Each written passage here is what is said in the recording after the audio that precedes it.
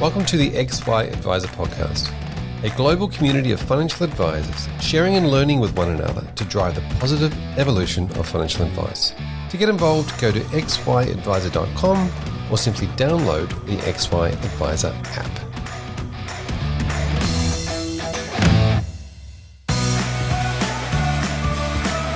This podcast is proudly brought to you by Astute Wheel. Provide valuable, goals-based advice using simple-to-use online client data collection tools, have values and goals discussions, conduct live modelling, produce file notes, strategy papers, SOAs, and automate compliance.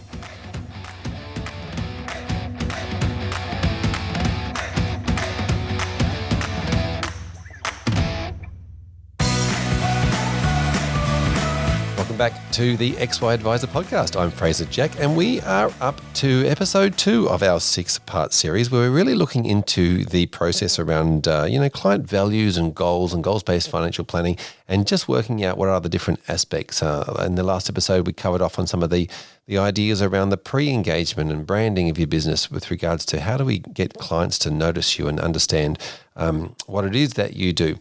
In this episode, we really want to get into the idea of how to engage with your clients. Once the clients have approached you or you had some sort of contact with them in some way, and really just how are you going to start working with your clients. So we're going to get into a bit more practical type stuff in that. And we welcome back to this episode, Naomi. G'day, Naomi. Hi, Fraser. Thanks for having me on again. Fantastic. And tell us about your business around how you then, once clients engage, what's your process? Do you sort of do a pre-call, or how do you first talk to your client or a new client? Thanks, Fraser. Look, I think it depends on how the client has come to us. But in general, we'll have a bit of a pre-engagement conversation, just a very short one, just to get a sense of who that person is, where they're at, and whether or not we will be able to help them, because we're not all things to all people. We're rather specific in who we want to be working with. And then once we get an idea of that, we then have a more formal meeting with that client. And before that meeting actually happens, which really is the conversations around the goals and understanding their situation, we will send to them some homework.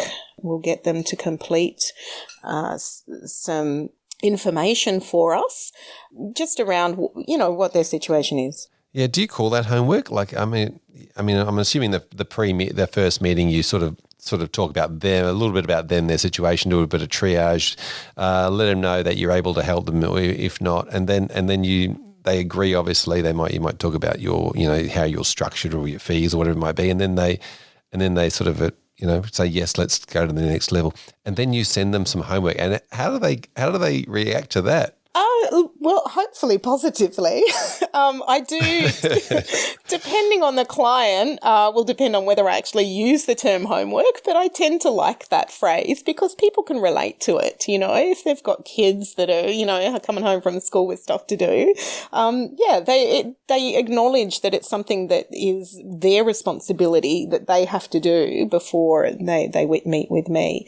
I don't use that term all the time, but depending on the client, the younger clients I tend to use that with, and it goes down well because then, they're like, oh yeah, I've got to get this done for Naomi before we meet. Do you think this sets up a professional relationship as well? It sort of sets the tone for, this is a professional relationship. It's not just a friendly chat, I guess, maybe? I hope so. Yeah, I think that, as much as you want to have a friendly conversation and have a friendship with your clients, it is very much a professional relationship in that I'm the expert and I'm here to guide you and advise you and show you the path that you're perhaps struggling to find on your own. For them having to do something in a quite a formal way, because it's a structured set of questions, and it's a very structured way of providing information to us, definitely puts us in that position of a professional relationship. Yep. And so you're sending out the questions, and then you're also getting them to go and find all their old super statements and do all that sort of stuff, I guess. Definitely. And look, I did this the other day with somebody, and she had already provided me with a background, so I knew there was a fair amount of information there. And I sent her the questionnaire saying it shouldn't take you more than 20, 30 minutes. And when we got into the conversation around her situation, she's like, Naomi, it actually took me quite a bit longer to put all that information to you because I had to go and look for stuff. And I apologized to her. I said, look, if you had it all with you, it would take 20 to 30 minutes, but I acknowledge that if you do need to search for things, it will take a little bit longer to complete. Yeah, and that's also kind of why people need you, right? Because it's not all in one place. Yeah, and I think that, once we get all that information and all that data, it suddenly becomes all in one place. And it's a really good storehouse for that information. And because we're in an ongoing relationship, we're gathering that stuff on an annual basis. And so there's always a place where they can now go to say, well, Naomi's got all my information. If I'm ever missing anything, I can go there. It's a similar process, I think, in terms of data collection that any mortgage broker would ask for as well. Yep, fair enough. So how long do you think that would take most of your clients? I know you sort of mentioned 30 minutes, but is that realistic? Look, I think it depends on the clients. For some, yes, we're not, and because it doesn't have to be specific, it can just be estimates. So if people have an idea already of their information, they're like, oh yeah, I've got about 200 grand in my super fund or whatever it might be. It can be as simple as that. So, depending on how detail-oriented the client is, if they want to put down their member number and if they want to give the exact dollar figure to where their things are at the moment, then yes, it will take longer. And probably about an hour if you really wanted to go into all your banking and put down your bank account details. But generally, most people don't, in the first instance, want to offer up that level of detail to you until there's a significant level of trust in the relationship.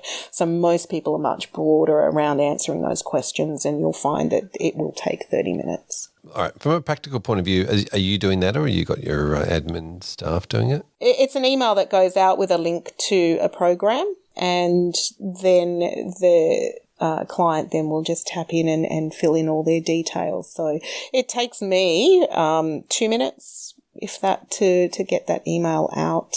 And I personalise it, so it's my preference to do that. But I could easily pass that to one of the team to send out to the client. No, I think that makes sense based on the conversation you've just had.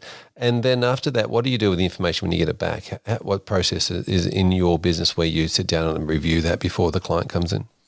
Well, it's just up to the advisor, I think, to have a look through that information, get a feel for, where things are at for them before that initial conversation with the client, which really is an exploration of the goals and objectives that they have more so. Because once we've got the data, we don't necessarily need to talk about, how much is your house worth and how much have you got in. We've got that information. So the initial conversation really is all about the client. Where are they at and where do they want to be? And we're asking much more exploratory goal questions and objective questions. Fantastic. And in the next episode, we will get right into that. We will tackle the idea of what you're doing during that discovery meeting process. So we will see you in the next episode of this series. Thanks, Fraser. Thanks for joining me again, Craig Buntain. Welcome back. Thanks, Fraser. Good to see you again. Thank you. Now, we're talking about the idea around the concept of engaging clients in this particular episode. We're looking at how, working with clients, engaging them once they've come in the door, essentially, and we've started to get to know them, and we're really starting to look at a process of, maybe you've done the triage call. Actually, let's go back a little step, because you mentioned in the last episode that we did a triage call. Tell me about that triage call, that conversation. Yeah, so we have effectively a very loose script for a triage call, which is all about why they've made the call to a financial planner or the appointment, if they've made an appointment directly from an online link or something, and what they're seeking. And effectively, quite often, the first answer you get for that is product related. The thing that we then do is try to find out the actual reasoning behind why they want that super product or whatever it is that they've said. And the idea is we're trying to start extrapolating their goals and objectives and what they're actually looking for, what a great result would be for them in that first call, and to see whether that matches up with the services that we provide to our clients. Yep. That's a really interesting way of looking at it, because you're right. If you ask that question, what are you looking for? Often product comes out, because I think a lot of people think that they need to start there. Yeah, that's right. I mean, that's generally what's in the news when it comes to financial planning, and the statements that they see that come through, they're all product related. There's nothing that talks about objectives or goals or where you want to be or how you want to live in future. Yeah, I'm sure this is the bane of all doctors' existence, right? People walking in saying, "I've got a cold, I need blah blah blah," yeah, or "I've got this, I need that," and they go, "Hang on a minute, let's go back." Yeah, that's right. Yep.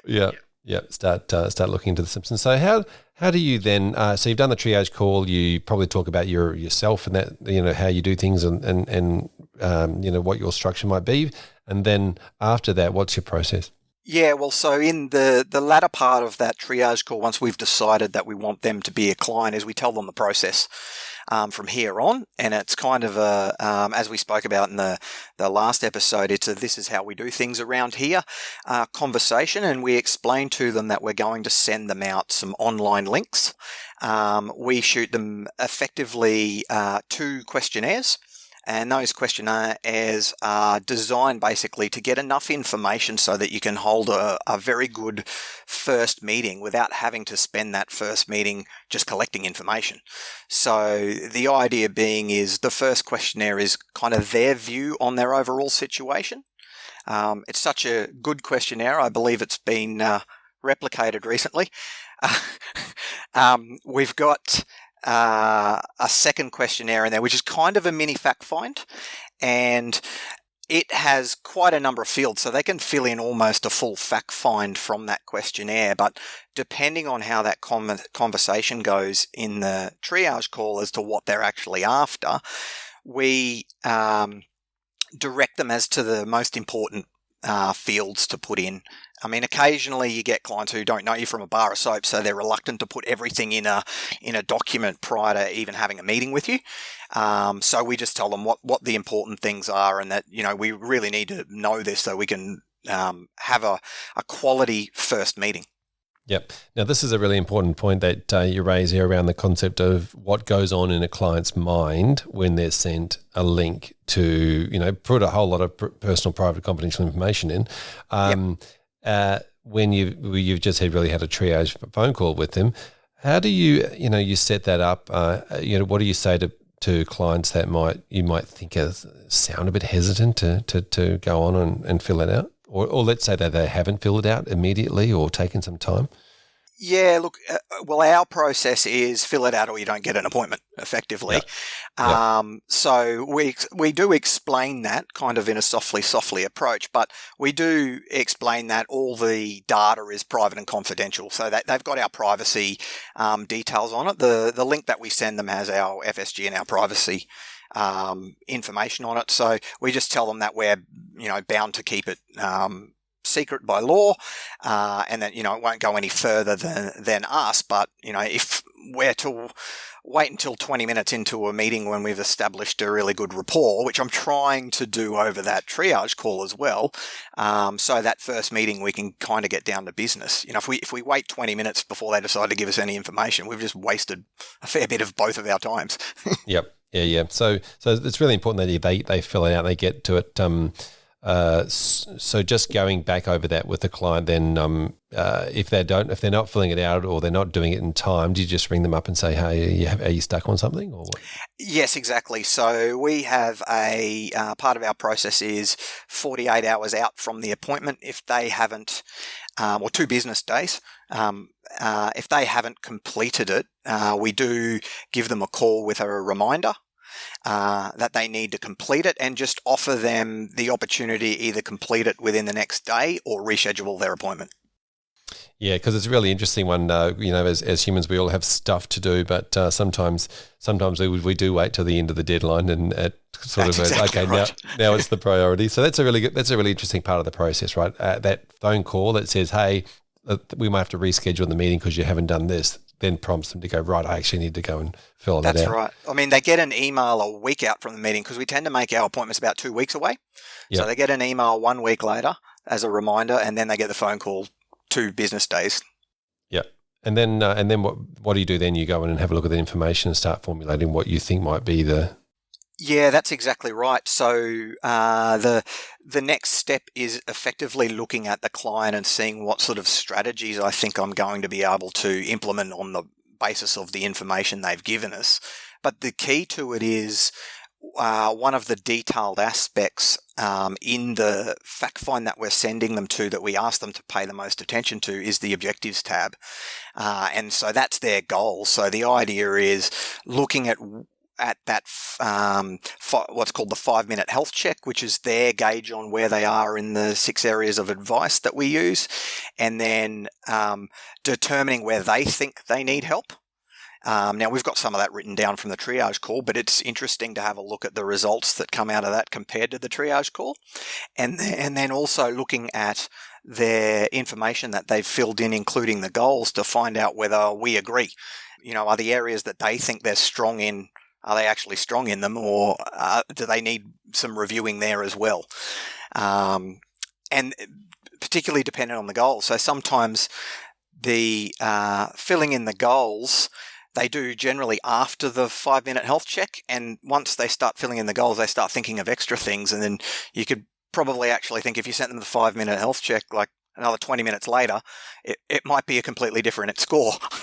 Yeah, it's probably a different conversation. That's why this is, I think, is a starting conversation for your discovery meeting, as opposed to the be all and end all, because they'll come to the discovery meeting, which we'll get to in the next episode, and start spouting out all the things that they didn't quite complete on the form. That's exactly right. So you can also tell what you're going to be dealing with by what's missing. Yeah. Fantastic, Craig. Thanks for catching up today. We will catch you in the next episode. Okay, excellent. Thanks, Fraser. Welcome back to the show. Kate Americano, welcome. Thank you. Thanks, Fraser. Lovely to be back. Thank you for joining us in this part 2 of the series, when we start talking about actually engaging clients and how we're having these conversations with them in the process itself. Tell us about what you've seen that works really well with some different practices that you've seen working in this space, how they first speak to the client, what they do, what their process is. Yeah, so in terms of introducing, I guess, the values-based advice to the client, it's about having that conversation and positioning it in terms of the business and the value to them. So, and just explaining to them that we take care of, obviously, your assets, but we also take care of you. And so this is about understanding what's most important to you and to your family, and being able to position your goals around that, and then also being able to make sure that all of the financial side and everything that is linked to the portfolios and everything is all linked and all congruent with that and in alignment. That's how the advisors I've seen, who are doing it really well, is they're positioning it as know about me and my family and know about my assets as two, and then linking them really well together. Yeah, so effectively taking the assets and the practical and tangible stuff, and then just saying, well, that's one part of the jigsaw puzzle, and the other part is you and your raw emotions and the way that you behave and your habits and all the things that are going to affect the financial and money side, but just from an internal point of view. Yeah, exactly right. They do. So it's understanding that emotional link between it, for sure. Yep. And do you ever have people say to you, look, some people just don't want to do that? So the clients that I'm coaching, no, and this is probably something what I would say for the financial planners who are yet to embark on this journey of that values-based advice. Whilst it's been around a long time, there's not a lot they're probably indirectly doing it, but they're not actually doing a real values-based advice conversation. I would say the majority, like I was chatting to a licensee yesterday and just said, in terms of that values-based advice conversation and helping advisors have that and doing a workshop for them. And I said, are they doing that? And she said, no, we are still doing the goals-based advice side of it. If we look at the history of where we come from and from the product through to the advice to being strategic to goals-based advice and tracking. So this is just that really natural progression and moving on. It's a lovely complement to what they're already doing well. And the other thing, Fraser, I would say is there's incredible tools that are kind of hitting the market around all the values-based advice and things like that, which is fabulous and really supportive of that. But I'd say to the advisors, you do not need to be you don't necessarily need to have all the tech and everything sorted out. You can absolutely, and you don't need to be a life coach. You do not need to be an NLP. You don't have to be a psychologist. You don't have to be a therapist. But what you do have to be, you have to care. You absolutely have to care. And you have to listen, and you have to know how to create a really safe space to hold the client in, because when you are actually having the conversation around somebody's values, it is so personal to them and it's vulnerable. And there's times I've run, there's many times that clients will cry in those sessions, because when you actually uncover that a client is in conflict with their values that are most dear to them, it creates that emotional response. So you just need to be able to hold the space, and you don't have to fix it. You just hold the space and let them become aware of it. And that's where the real empowerment actually happens. I've even run workshops for financial planning practices, and beautiful, brave employees and financial planners have gone through and shared their values, and even in that, it was really emotional. But what that actually does in terms of when your values are shared, it builds trust and it builds collaboration, and it also builds empathy and understanding. So you're much more patient and tolerant with the people around you and in your workforce. So yeah. That's a really interesting practical thing that advisors can do is to do something like a values workshop with their employees. And I want to get into that probably a bit more when we get into the next episode with regards to questioning. But just for now, also, what are planners doing with the practical? Are they doing the triage meeting? They're doing the phone call. They're doing the before the goals and values discovery meeting. How are they actually? What's the messaging and the practical solutions that people are beforehand? Yeah. So in terms of that, they're actually going through the process and. Part of that discovery meeting, or if it's coming up to the annual review, or the annual progress meeting. So they're introducing it. So because it's different, they'll give people who are kind of going, oh, what's this all about? So they can introduce, whether it's a new discovery meeting, that's simple because it's just part of the process then. And you can have it very simple. You can have just a 2-pager with a values matrix and a values scorecard. I personally would include the Wheel of Life because I find just those, if they just have those 3 key tools in their kit that they can roll out as part of their pack that they send out, when they're sending out hey, this is our appointment and this is our review, or the review coming up. And by the way, can you update all your, have your goals changed, short, medium, long term, and adding this thing in. That's where I would absolutely have the advisors incorporating it into their process. Yeah, absolutely. I think that's a very important part, setting the expectations early, getting something out there, and, doing something that's replicable, I should say, I can't speak properly, like a PDF or a video or a soundbite or whatever it might be, just explaining what the new process is likely to be so that you're setting some expectations for the clients coming in. Yeah. Probably, sorry, just one other point on that. If they do send it out in advance, what's really important is that if it's a couple, they need to complete them separately. right? Don't get the couple to complete them individually. They need to absolutely be separate in completing them. And then afterwards, they're more than welcome to share. But there's just incredible insight in that. There's you can see when a couple, if their values aren't aligned, that actually causes enormous stress. So as a financial planner, you can actually be able to just have a conversation around that. You know, like you're over here and you're over here. It's kind of not necessarily heading to Splitsville, but like you're going to be running into trouble. So like, let's get back on the same page here. So it's a really, really easy way to have a great, valuable conversation just by bringing awareness to it. No therapy required, just awareness. It's extremely valuable information from the advisor's point of view, but just how practically is this able to be done? Because, I mean, if you're sending them out something in advance and getting them to complete something, then it's very difficult, isn't it, to say, did you do this by yourself or with a couple? Yeah. So, well, you'll be able to see because the values will either be, 100% the same, which is not real. Like even I've done my values on my husband. I was sitting in front of the football watching the Roosters. I've done it for my 10-year-old son and my 12-year-old son, and I continue to do those annually, right, and review them. So whilst we may share 3 of the same top 5 values, we won't ever have the same ones. And as you get in alignment with your values, they change each year. So otherwise, the other option is if you have 10 minutes before the meeting, if your clients sit and wait 10 or 15 minutes before that meeting, I would give here you go, here's your cup of tea, and here's just the values matrix and values scorecard that they can go through and complete their top, and then you can actually have the conversation with it. There's so many different ways that you can incorporate it into the process. Fantastic. Thank you, Kate, for joining in this part of the conversation. We look forward to catching you in the next episode. Thanks, Fraser. See you soon.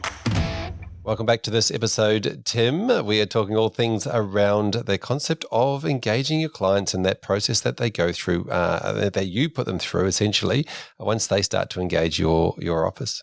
How are you going this week, Fraser? I'm brilliant. Thank you. Thank you for showing up. Thank you for calling in again. It's amazing. Yeah, awesome. Tell us about your process in your business. Yeah, so when we hear from a client, I will always want to have a phone chat with them, probably just for 10 or 15 minutes max.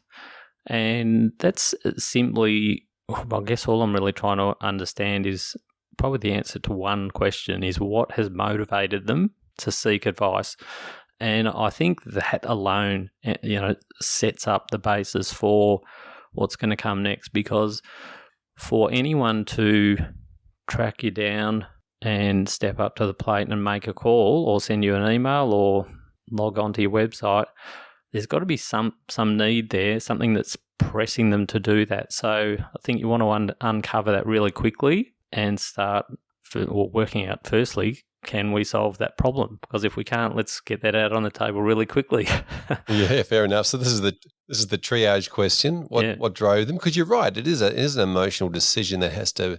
There is plenty of things stopping them picking up the phone or reaching out.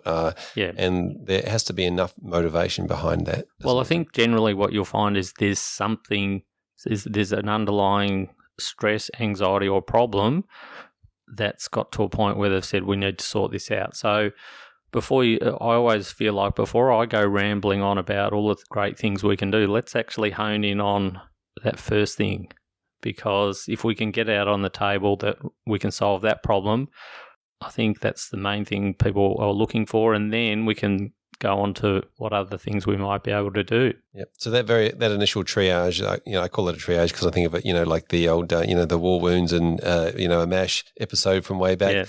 That there's a reference that most people won't understand. Is the scenario of just that? What is bleedingly obvious that needs to be addressed, and is it a time sensitive issue? Is it a redundancy that needs to be acted on? Is it the end of the financial year thing? Whatever it is, and if so, obviously you can take care of that. But then after that, this is our process. Is that how you? Yeah, so this has been an interesting change in the last couple of years, and technology's probably helped us get there, because even if I went back 3 or 4 years ago, we probably would have, at the end of that 10 minutes, wanted to be finding an appointment time. Yep. We now just have an email, a standard email that I tailor. I might just put a couple of personalised lines at the top about our call. But then it just has some FAQs about how we structure our process, plus the Aspire planning approach to financial planning. And in there, that talks a lot about things like, living a life well lived and stuff like that, and what role financial element plays in that. So straight away, they're getting the flavour of, this is what these guys stand for. This is what their process is. And then we've got a link to book a meeting. And through necessity, with all the compliance stuff that's been going on, we've really had to stretch out meetings now and leave less openings, which in a weird way has worked in reverse, that people are going, there's not many vacancies, I better book. And we're finding that they're just so... that has really been a change for me, because I think we would have really gone hard at getting that appointment. And now I think we're finding, just by standing back and saying, you need to step up to the plate, make the appointment and read a little bit about us. They've put their toe in the water and put skin in the game, and they're now committed to what's got to come next. This is really interesting. So there's two points I want to unpack here. One is the structuring of your diary, but the first one before that is getting that information across. You mentioned it's in written text form. Have you ever done anything like a video or anything like that towards that, or has it just always been a text? Always. Well, at this stage, it's an email, yeah. Yep. And only because I wanted to personalise it. So I just found in that instance I could push that email out pretty quickly to them with a couple of personalised lines about, it was great to chat with you, Fraser, and hear about your need for this, this and this. Here's a little bit about us. Here's how to book a meeting. Now, for this initial thing, I would think that someone said to me once, just get the appointment. So that's what we're really looking for, is let's not make it over-engineer it. Yep. Fraser's just had a chat. It's on his mind. Let's get him to log on and book an appointment this morning. And there's plenty of time for those discussions later. Yep. So if they jump on your calendar now, have you set this up in the calendar? Is it Calendly you use, or another one? Yeah. Have you set this up inside there where there's only a few appointments based on that initial appointment link, or is this something that you've set up in your diary? Diary, yeah. So we only leave client-facing times, X number of client-facing times per week, at the same times every week. Right. Okay. So inside your, there's really only one a day. I think one day we allow two. Right. And the rest of the time you've got structured out for internal and yep. Yeah. And then I might actually, with existing clients, choose to push someone through a conversation, a personal conversation. I say, well, I've got some time, I can put in the diary for you. But for people that are coming through that laneway of Calendly automatically, we just left those few vacancies there. Oh, fantastic. Okay, and I think what it does start to show, I mean, if you're a new person, it's like, these people are busy. They must be good. Yeah, fantastic. No, very good. It does it, and it also says that your time's important. So the next thing is, if they make that appointment, then prior to, because obviously in the next episode we want to get to the idea of what you do in your discovery meeting. But is there anything else that you do prior to them coming into that meeting, the discovery meeting? Yes. So we send them a lot because we use a system called Astute Wheel, and they have links which allow you to gather data. So we then introduce the team. Once they make that meeting, we've got another communication that's from Sarah in our team that says that these are all the links for you to input all your data before you come into the meeting. Yep. And because, again, this is another thing that's probably worked in our favour, instead of just letting them say, we can slot you in on Wednesday, this is now probably a 3-week waiting period, maybe 4. They've got lots of time to input that data. So we actually, it has improved our data that we've got before they even come in. And I'm thinking that some people would leave that to the last minute, no matter how much time you gave them.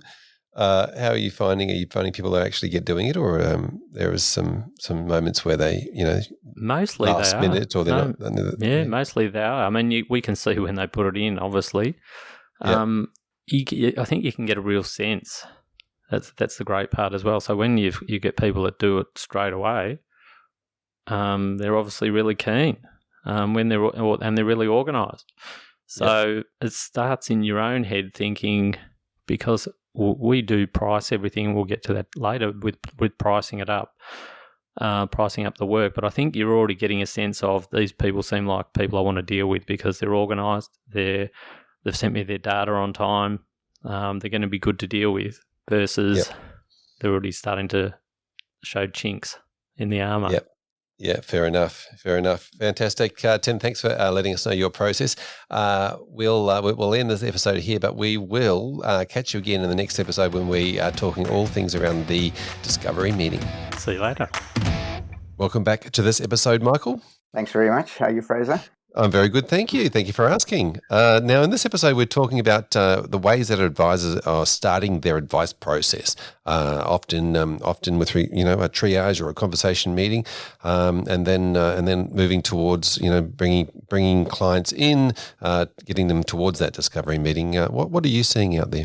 I think the key thing for advisors and clients is just to make it easy for the client. So the simpler you can make it for the client and the least amount of time that you take out of their diary, the better. So, if you think about a typical first meeting, and that's typically where things start. Telephone call, first meeting, start with a blank fact find, put the client through the pain of watching you fill that in for 40 minutes. And at the end of the 40 minutes, what's in that document they knew before they walked in. So if you want to annoy a client, then do it that way. From a client's perspective, if you make them realize that it's really important that they provide you with good information prior to a meeting because it's in their best interest, and the best interest is we don't burn through 40 minutes filling in a fact find in the meeting because you can fill in some stuff at home for us. And then secondly, if you do provide good information to me 2 or 3 days before, that means I can think about your situation and plan for the meeting so that when you do come in, we can hit the ground running and focus on what's valuable and important. So to do that, you've got to do a couple of things. So one is don't send them an email with a 50-page fact find PDF because the chances of you getting that back are pretty remote. And the advisors that start using our tool tell us that they get 1 in 10 of those back if they're lucky. So send them something that's different. A video email, a 5-minute health check, a mini fact find that's online and short that only takes 10 to 15 minutes. And if you position it to the client that this is really important that you do this before the meeting because it's in your best interest, they'll do it.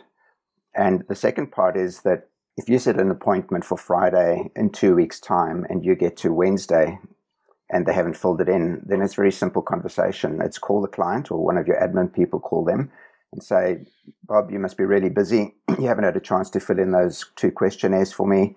Do you think you can do those tonight? And we'll still meet on Friday, whether that's face-to-face or through Zoom.